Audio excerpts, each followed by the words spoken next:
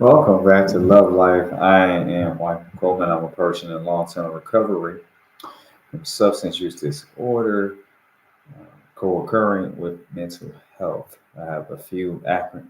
I have an earned few acronyms I've earned: PTSD, post-traumatic stress disorder, ADD, attention deficit disorder. So I will do my best to stay focused on the task at hand. I'm healing on purpose from physical and sexual abuse from child, teenager, and even in my adulthood.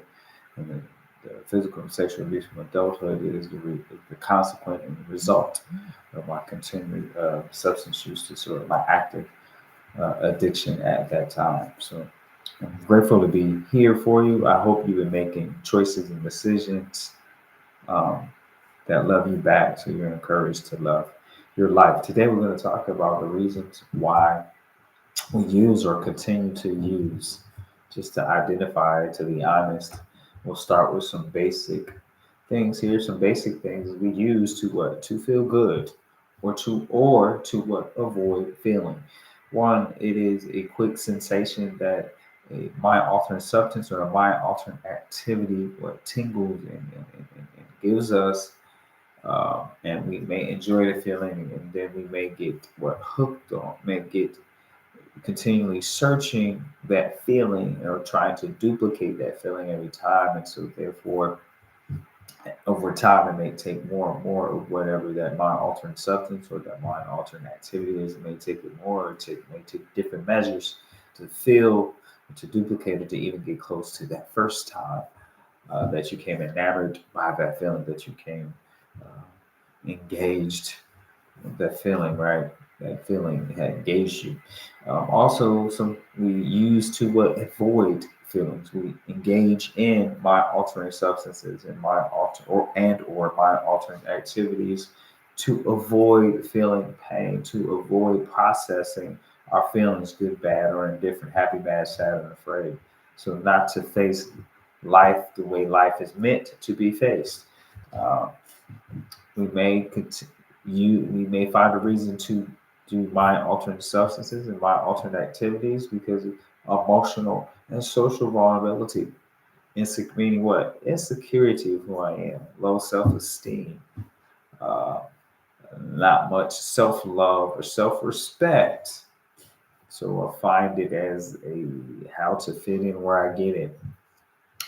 We may find ourselves in active addiction, mind altering substances and or mind altering activities based on the genetic. It may run in the family, science, genetically, or it's a family history, or we were predisposed, we were exposed, socialized behavior, exposed to it in age.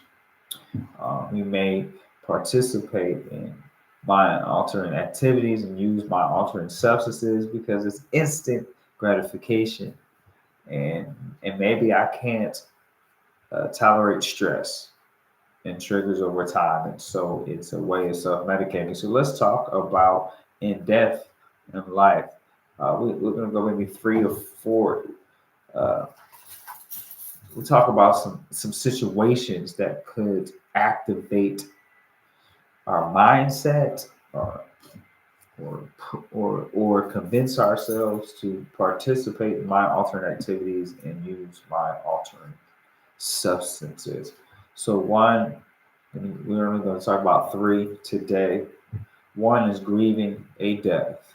Two, end of a relationship. And three, mental illness. So there's no mental wellness there because there's no maybe professional help may be needed. I'm not here to talk about the clinical, just about the person-centered side of it today. Um, so we lean into we become self-prescribers. We become our own personal doctor, and you know that usually doesn't lead to good things. The death of a loved one, maybe a friend, close family member, grandparent, guardian, someone that took you in. How would you define family? Just death of a loved one, even a mentor, right, who influenced us, a coach, a teacher, anything that we were closely emotionally connected to here, right, living up close and personal. And sometimes what people handle grief a different way. I am here before you because I'm a person in long-term recovery, and I can say yes, I did self-medicate when someone close to me died before I became in this journey, this privilege, and having this journey of recovery. I did self-medicate with mind-altering substances and mind-altering activities that were not healthy or risky behavior that put me, or sexual risky behavior that could have put me in danger of a lot of other things. So it is a coping mechanism, but it may not be a healthy coping mechanism, right? A coping skill. And it could lead into, we continue to do that when we're grieving, it could learn into what? Turn into depending on other people, places, and things instead of having a healthy outlet and process for grieving. And so grieving is not just death. Grieving could be a loss of a job. It can be a change in my life. And so there's all different ways that your body is grieving, your emotions, and what the grieving comes through, what how your body feels, your mind, and your heart. So the next thing is the end of a relationship. Talking about being romantically involved. Yes, we're talking about that. There's someone for everyone if we choose to find that one. The end of a relationship is one of the most, it's emotional. It could be devastating. It can impact our self-esteem and our self-perspective. And so here, when a relationship ends, maybe it's a breakup or a divorce, whatever that may look like for us in 21st century, in the year we call 2025, it could what negatively impact our self-confidence.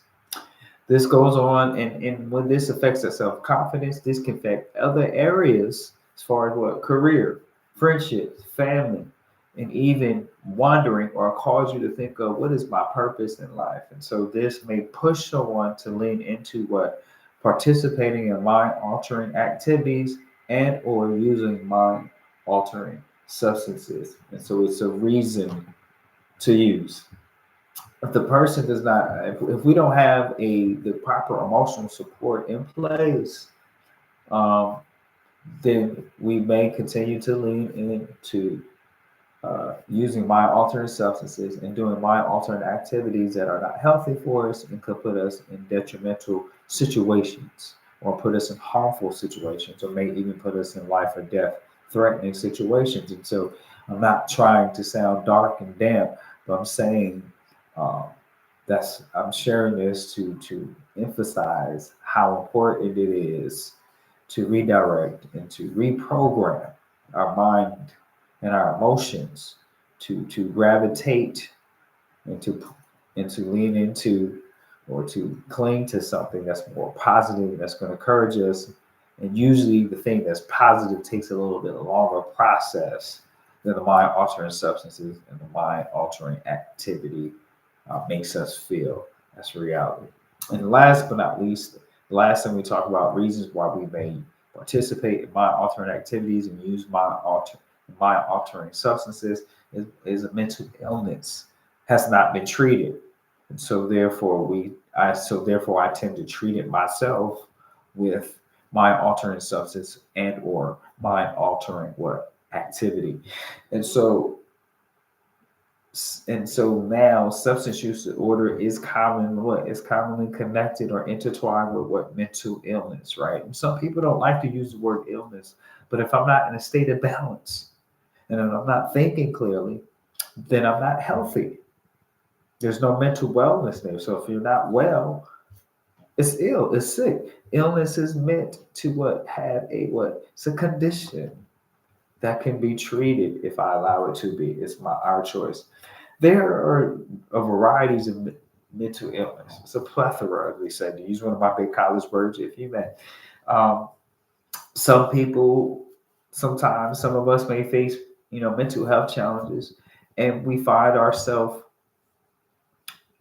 with a personality that just naturally gravitates to mind altering substances.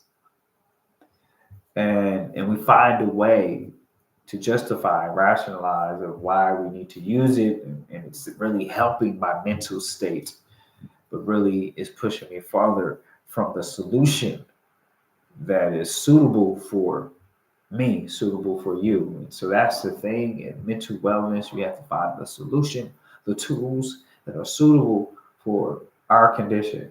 And so therefore there may be, it's common that when you use mind altering substances for what? Depression or anxiety or things to lift us up, to get to get us higher, to lift us out of the depression. But that's an artificial. Again, the process and the tools that provide us with a more balanced life takes a little bit longer to set in our emotional and mental system. And so sometimes or I know I can get impatient, and because it's a low mental state.